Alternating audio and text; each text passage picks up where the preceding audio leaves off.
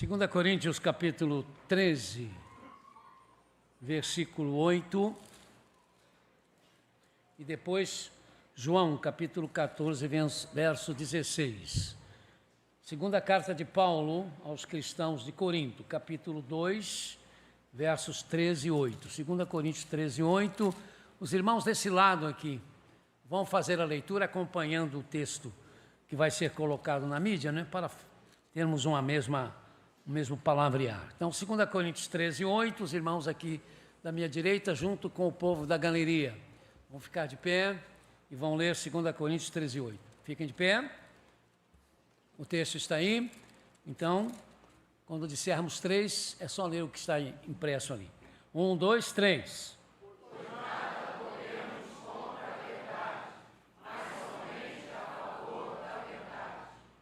Amém, pois nada podemos contra a verdade, mas somente a favor da verdade. Os irmãos podem se sentar, agora os irmãos aqui, mais os do anexo, vão ler João 14, 6, um dos textos, sem dúvidas, mais conhecido, né, das Sagradas Escrituras, palavras de nosso Senhor e Salvador Jesus Cristo. João 14, 6, vamos lá. Jesus...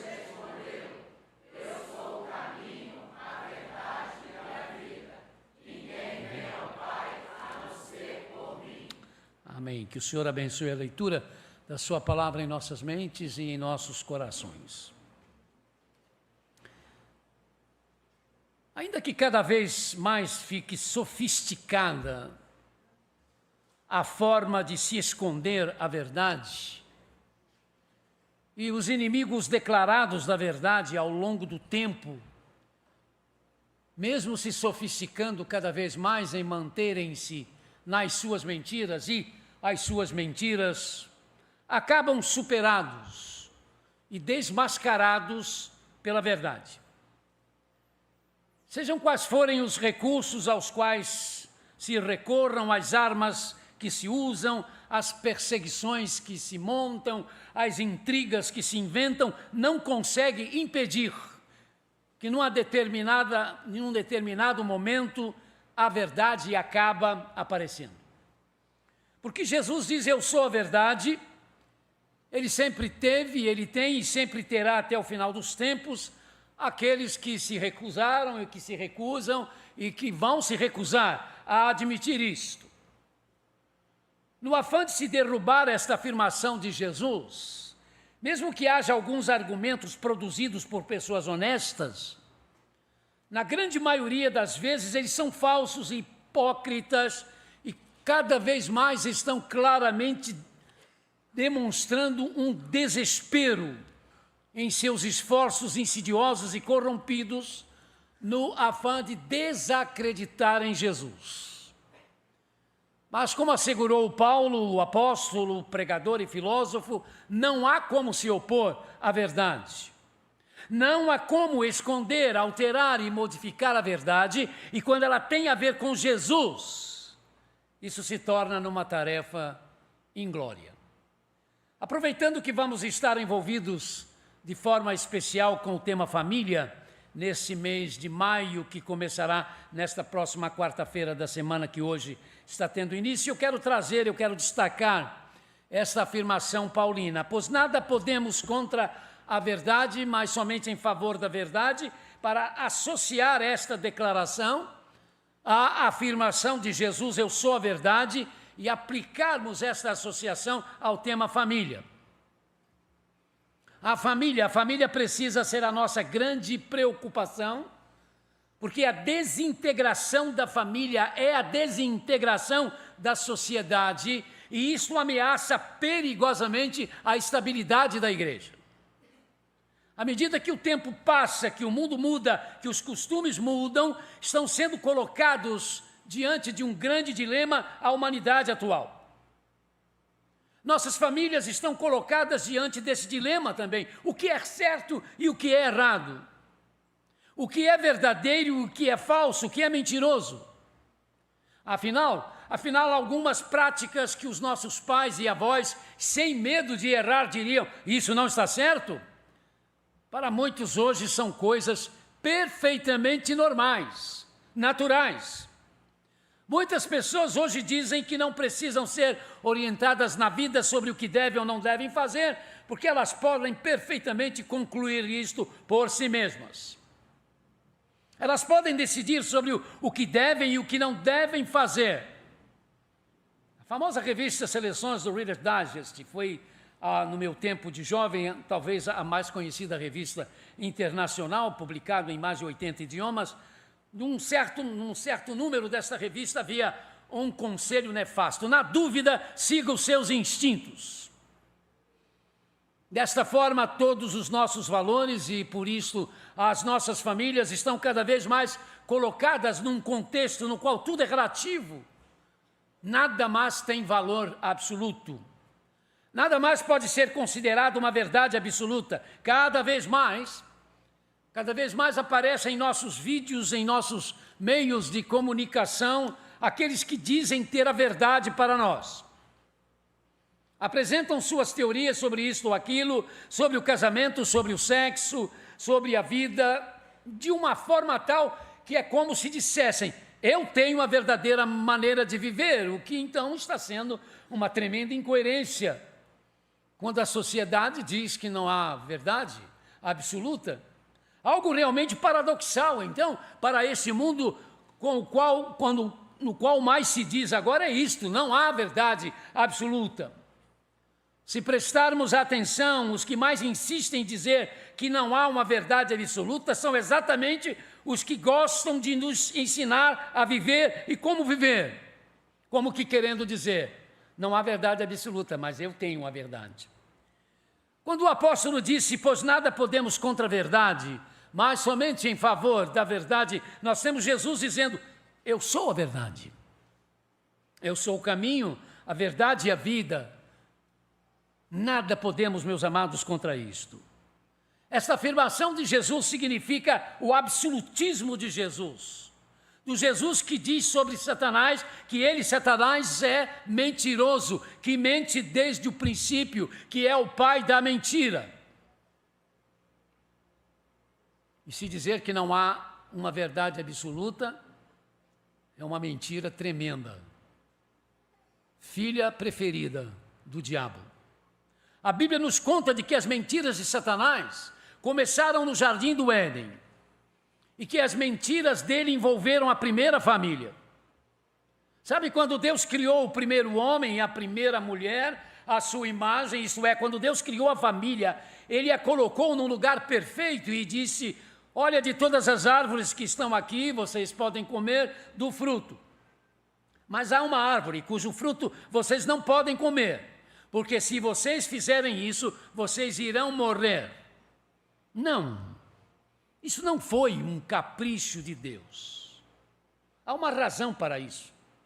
Deus criou o ser humano para que esse ser humano, por livre e espontânea vontade, optasse por amá-lo, por louvá-lo, por servi-lo, e para deixar claro a esse ser humano que ele podia optar por não querer isto, por não amá-lo, por não servi-lo, por não querer fazer a sua vontade, a vontade de Deus.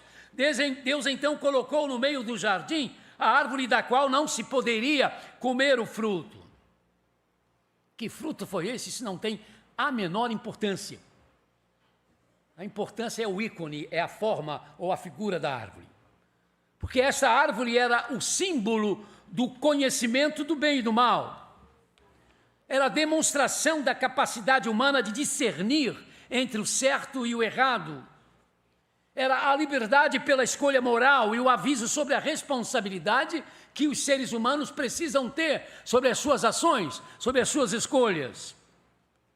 Era a declaração de que o respeitar os limites estabelecidos por Deus, o confiar em sua sabedoria, era algo para acontecer para o bem-estar, para a felicidade do ser humano.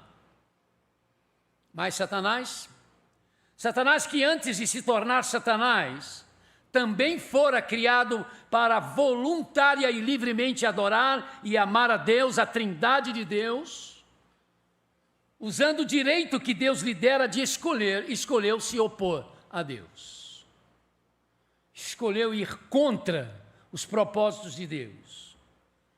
E por ser quem era antes disto, de ter um nome que significava o portador da luz, Lúcifer, a ponto de ser comparado com a estrela da manhã, que é o título que se dá a Jesus Cristo, de ser chamado querubim ungido em sua arrogância, se tornou Satanás. E como Satanás se tornou no pai da mentira, e aproveitando-se do fato de que tudo no jardim que Deus fizera para os primeiros seres humanos era novidade, assumiu a forma de um animal que chamava a atenção pela sua esperteza. A serpente, que obviamente não era feia e nem peçonhenta como é hoje. Cobra sempre causa assim uma certa... Eu, quando estive na África do Sul, fiquei impressionado como as pessoas gostam de criar cobras. Não se cria cachorro. Não são os cachorros que tomam conta das casas, são as cobras. Durante a noite eles soltam as cobras nos jardins e no quintal. Alguns se dão ao luxo de avisar, aqui tem cobras. Mas o aviso deles é que praticamente todas as casas têm cobras, dependendo do bairro, porque aí fica difícil pular. Primeiro, porque você não sabe onde ela está, né? Ela sempre se coloca de forma muito camuflada e é o tipo do encontro que ninguém quer ter. Um dos nossos missionários, pastor brasileiro, recebeu uma triste incumbência na igreja que pastoreava. Os irmãos entraram de férias e ele brincou comigo, eu estou aqui com um trabalho muito ruim. Eu estou tendo que alimentar as cobras de pelo menos 12 famílias da igreja. Falei, pastor, como é que você faz isso? Eu tenho que comprar ratos vivos. As cobras não aceitam mortos, não, querem os ratinhos vivos, né? E sou eu que tenho que... Não tinha outra coisa para o pastor fazer, não. Mas, irmãos, eu sei o que é ser pastor de igreja pequena, no tempo que isso aqui era pequeno, né? A gente fazia de tudo e de tudo, possível e impossível.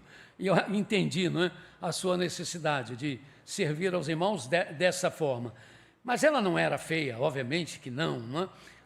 Quando da criação. Então, tomando a forma de uma serpente ou energizando uma delas, Satanás se aproximou da mulher e disse, foi isso mesmo que Deus disse? Não comam de nenhum fruto das árvores que estão no jardim? Não, disse a mulher. Nós podemos comer do fruto das árvores do jardim.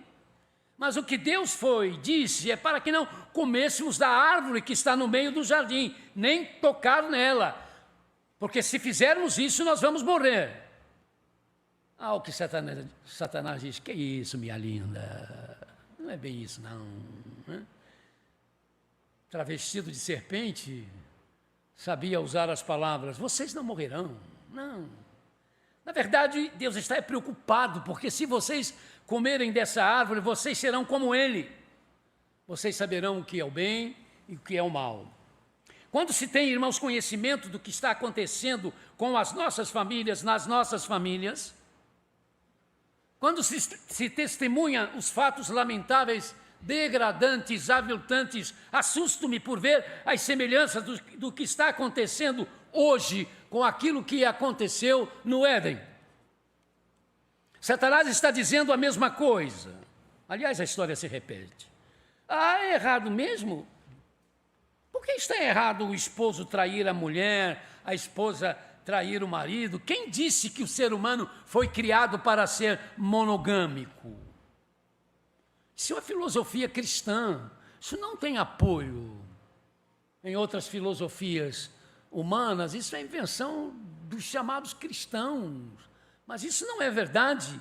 Está errado começar um namoro para 2 horas depois se estar na cama fazendo sexo. Ora, isso é tão somente seguir o impulso natural, o instinto.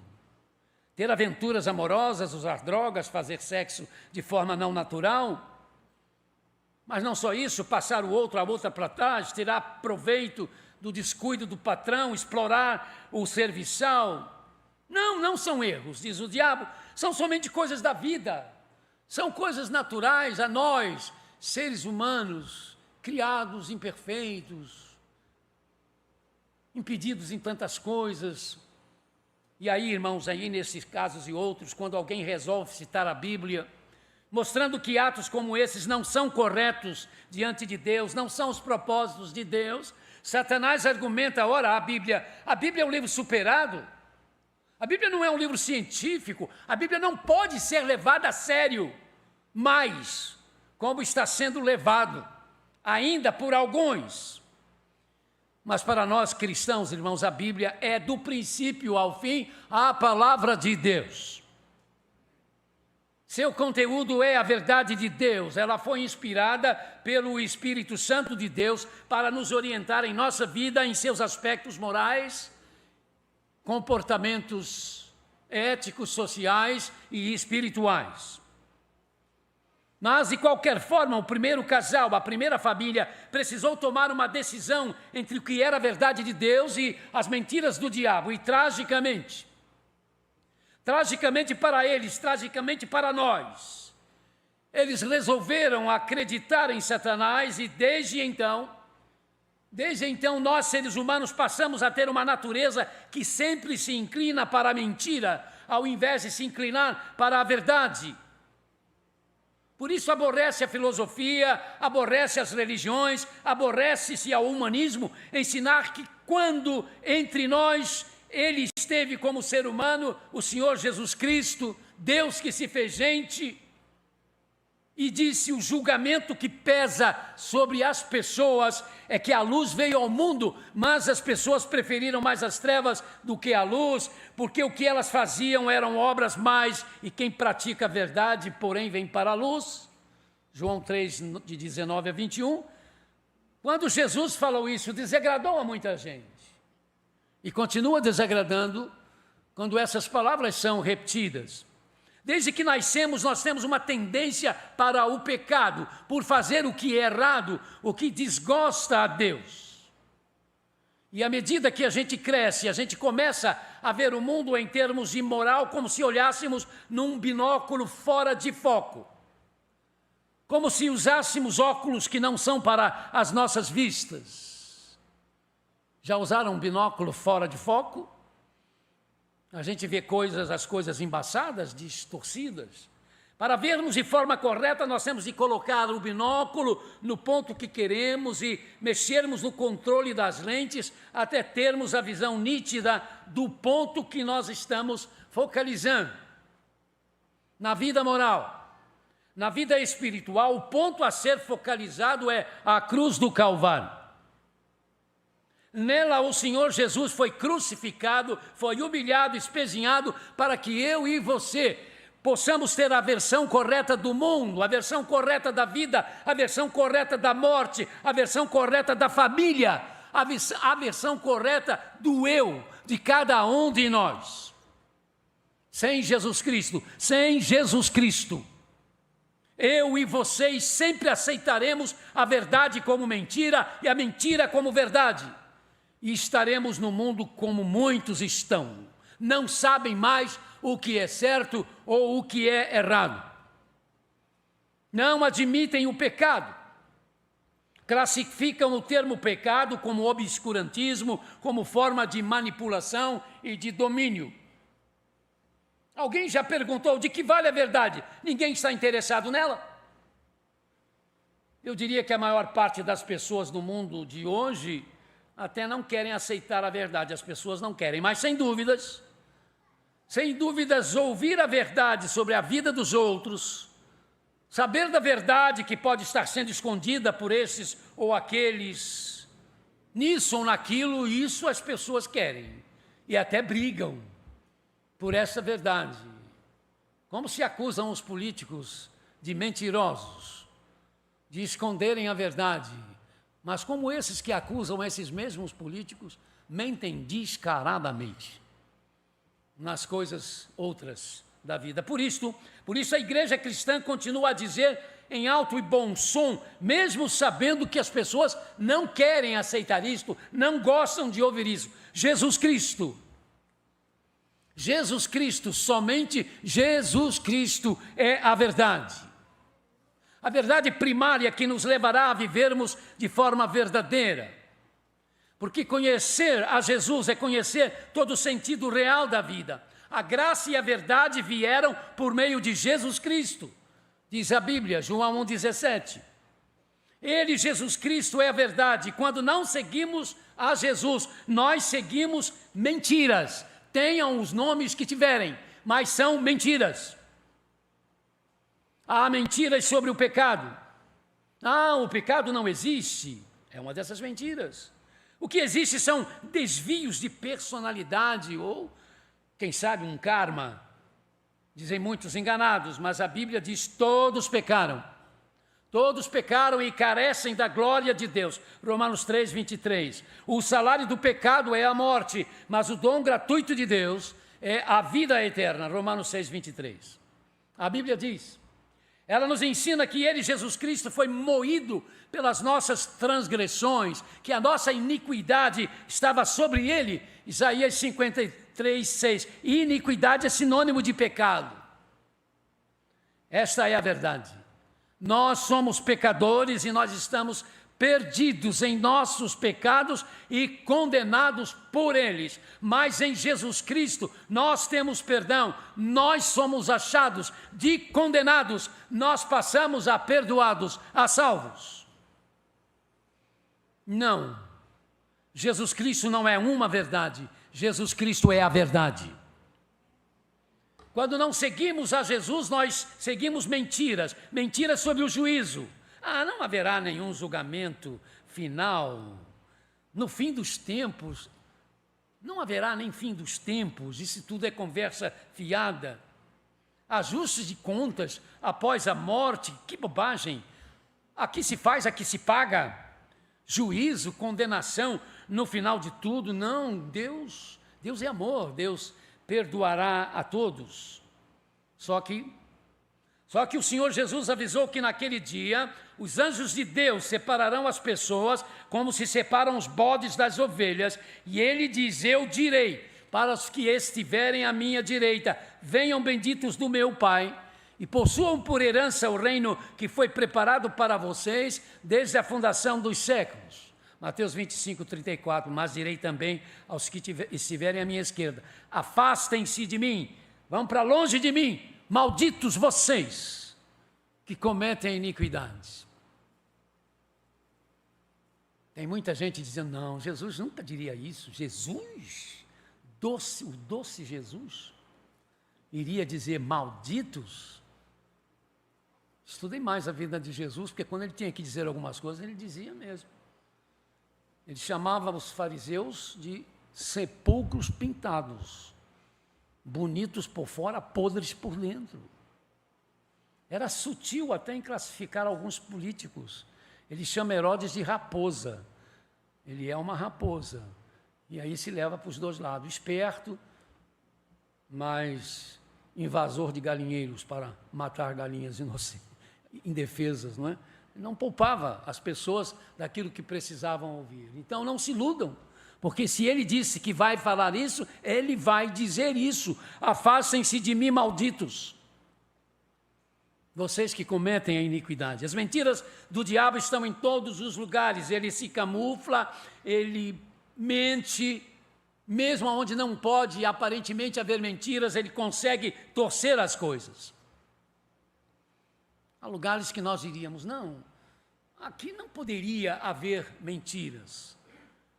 O reverendo Nico Tynes, que chegou a ser o pároco da Igreja Anglicana de Todas as Almas em Londres, deixou o ministério da sua denominação, mas não deixou a sua igreja, e assumiu uma organização não denominacional para a pregação do Evangelho puro e simples na Inglaterra, mantendo a sua identidade anglicana. Mas nesta semana, o pastor Nico anunciou seu desligamento definitivo da Igreja da Inglaterra, da Igreja Anglicana, e explicou à imprensa: não é possível mais estar numa igreja que está chamando verdades de mentiras e chamando mentiras de verdades. A minha igreja está aceitando mentiras sobre o sexo, mentiras sobre o casamento, ela está aceitando a mentira de que não há necessidade de arrependimento de pecados. Eu não posso mais ficar nela.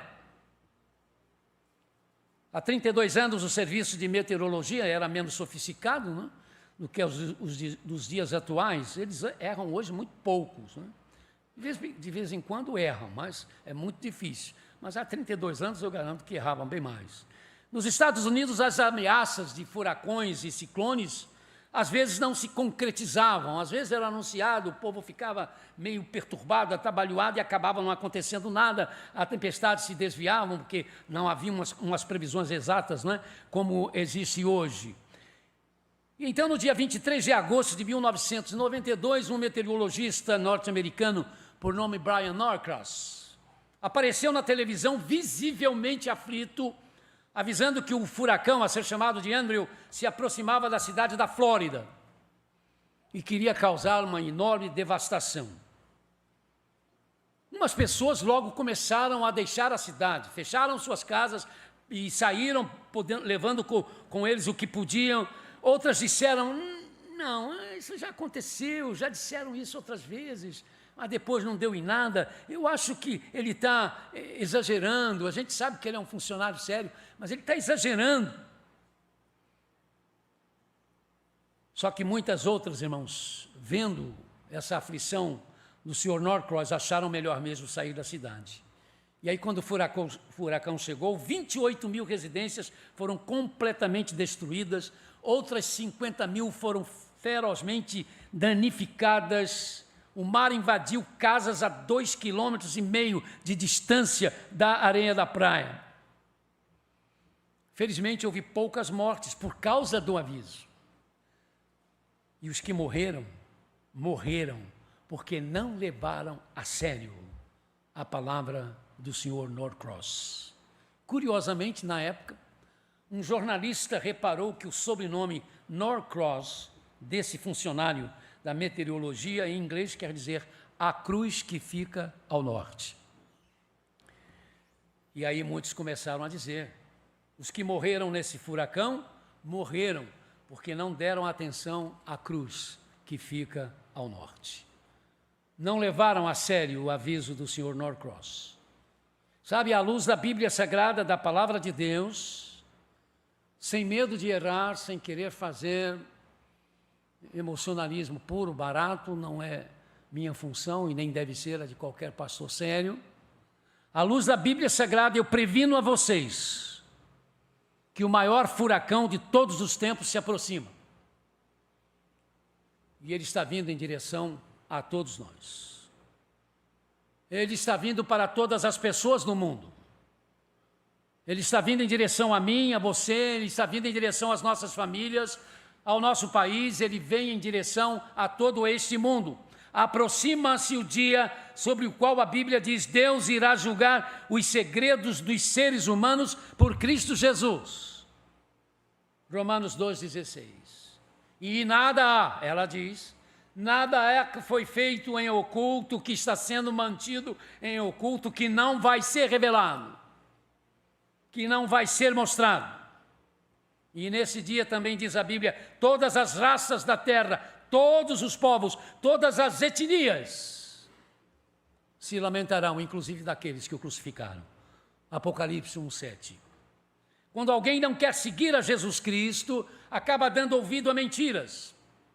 Jesus Cristo diz, eu sou o caminho, a verdade e a vida, e ninguém vem ao Pai senão por mim. Os apóstolos Pedro e João pregaram sobre Jesus, dizendo, não há nenhum outro nome dado entre os seres humanos, pelo qual devamos ser salvos. Atos 4,12. Então, quando dizem, todos os caminhos levam a Deus, isso é uma mentira grosseira. É muita mentira. Então, quando dizem, basta ser sincero em sua religião, basta ser uma pessoa decente, honesta, para ser salvo, isso é outra mentira. Não tem nada de verdade nisso. Só há uma verdade que nos pode dar a felicidade eterna. É aquela que ensina que por Cristo, somente por Jesus Cristo, nós somos justificados diante de Deus dos nossos pecados, pela graça de Deus, pelo sangue de Jesus Cristo, isto é, pelo seu sacrifício na cruz do Calvário, é que nós somos salvos e salvas. Jesus Cristo é Deus se relacionando conosco. Nós podemos ter com Jesus Cristo todo um relacionamento pessoal. Esta é uma extraordinária verdade. Relacionando-se a Jesus Cristo. o Espírito Santo nos ajudará sempre a saber o que é certo e o que é errado. Por causa de Jesus Cristo, mesmo nessa confusão no qual o mundo vive, nós poderemos e podemos aguardar com confiança e humildade o que o futuro tem para nós. E nós podemos saber que a nossa vida presente não é uma folha que cai da árvore rodopiando ao sabor do vento até cair no chão. Todos os dias. Todos os dias eu e você, nós estamos vivendo acreditando na verdade de coisas e fatos, não é verdade? É. Nós queremos, por exemplo, que é verdade que o ônibus, que o trem, ou o carro, ou o avião que nós pegamos vai nos levar até onde nós pretendemos chegar. Nós acreditamos nisso.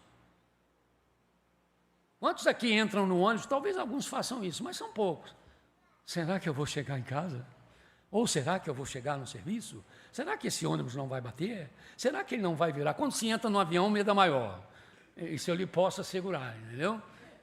Esse negócio aqui, eu não fui feito para voar, entendeu? Aí começa a dar uns formigamentos no pé, entendeu? Porque você está muito alto, etc e tal, até que você vai se acostumando. Mas qualquer coisinha que acontece, eu me lembro que eu estava voando, e aí aparece um comissário de bordo com um martelo na mão. Ele aparece com aquele martelo e foi dando uma olhada assim no corredor do avião e parou e deu uma batida. Quando deu uma batida, todo mundo olhou para ele e o silêncio total. Depois ele guardou tranquilamente o martelo e entrou. Eu não sei para que aquele martelo, o que ele veio fazer com aquele martelo, mas aquele martelo foi o suficiente para a gente ficar de orelha em pé. Esse, né? Como alguém diz, os irmãos que já voaram sabem, né? Tem aquelas instruções antes do avião levantar. Aqui, essa porta, se você ama isso, saia para aqui, pela direita e tal. Na verdade, irmãos, eu fico olhando para eles, até já brinquei com a minha esposa em relação a isso. Caso haja uma despersonalização, caso haja, já era, acabou. Vai ser muito difícil. Se escapar, não adianta para o lado, para a esquerda, sair pelas asas, é tudo muito uma utopia, né? Mas que se tem que ser feito. Alguns até escapam por aí, mas só Deus explica. Nós sabemos, no entanto, mesmo quando viajamos, né, nesse tipo de transporte, há uma confiança de que nós vamos chegar aonde nós queremos. Mas vocês sabem que é verdade, ninguém pode negar isso. Que nenhuma dessas afirmações que eu fiz sobre o ônibus, sobre o trem, sobre o avião, sobre o nosso templo, o templo pode cair. Esse templo pode cair. Quem garante 100% que não pode? Ninguém. Nós sabemos que essas afirmações não são verdades absolutas. Não, a igreja não vai cair, o ônibus vai chegar no serviço, o avião vai chegar onde eu tenho que ir. Não são verdades absolutas. Porque não podem ser. Elas são verdades relativas. Mas esta verdade, aqui Jesus diz, eu sou a verdade. Nós cremos que esta afirmação é absolutamente verdadeira, ela é total e completamente verdadeira. Não podemos comprová-la no laboratório, mas nós podemos senti-la. Se quisermos crer, o Espírito Santo de Deus nos ajudará a crer. Há uma canção evangélica cuja letra diz, ela foi cantada quando do enterro da minha avó materna. Quando o céu for enrolado e o sol não der mais luz, o meu nome ouvirei Jesus chamar. Passarão a terra, o mar, mas permanecerá Jesus, que o meu nome vai na glória pronunciar. Oh, que crença maravilhosa é essa, que coisa boa é poder dizer isso. Nós cremos nisto. Nós cremos que esta afirmação é verdadeira e que por isso nós não podemos ir contra ela, mas somente a favor dela, como diz o apóstolo Paulo. Não podemos nada contra a verdade, a não ser a favor da própria verdade. Que Deus nos abençoe. Amém. Vamos baixar, irmãos, as nossas cabeças por uns instantes. Enquanto o Anderson estará tocando um hino, eu quero que você tenha a posse dessa oportunidade que a graça de Deus lhe concede, de pensar sobre isso. Jesus é a sua verdade, a absoluta verdade, confiável verdade. Você está descansando nela? Se você for chamado à presença de Deus nesta noite, você tem certeza de que quando abrir os seus olhos você estará ao lado do Senhor? Os anjos estarão vindo receber você, como Jesus falou na história do rico e Lázaro, que os anjos vieram receber a Lázaro. Eu creio nisso, mas qualquer um pode crer. Eu não creio nisso porque sou pastor, eu creio nisso porque recebi Jesus Cristo como meu Salvador pessoal, que não viu nada em mim merecendo receber isso, mas que me amou e me alcançou com o seu amor. Seja você quem for, nesse momento o amor de Deus está querendo alcançar você. Você que está nos ouvindo e acompanhando pela internet, isso também pode e deve acontecer com você. Enquanto as notas do piano estão sendo tocadas, dá uma olhadinha para dentro de você. Sonda agora a sua mente, seu coração, e faça essa pergunta: quem é a minha verdade? O que é a minha verdade? Se você não puder dizer Jesus, você está correndo um risco muito grande. Não pense nisso. Se há agora um desejo em você de dar sua vida a Jesus Cristo, de ter um encontro pessoal com o Senhor Jesus, onde você estiver, lá na galeria, aqui em nossa nave, no anexo, na internet, você pode acessar o site da igreja, o meio de comunicação que nós temos lá. Eu vou encerrar nesse momento essa oportunidade, mas dizendo para você, se você tem este desejo, Deus também tem, e o Espírito Santo de Deus quer ajudar você a tomar essa decisão. Se você ainda não sabe qual é a sua verdade, mas quer receber Jesus como a sua verdade, então onde você estiver, levante a sua mão, para que a gente possa depois ajudar você. Se você não quis fazer isso agora, mas quer fazer depois, nós estamos sempre à sua disposição para tentar ajudá-lo nesta sua decisão. Que Deus, irmão, nos abençoe mais uma vez. Amém.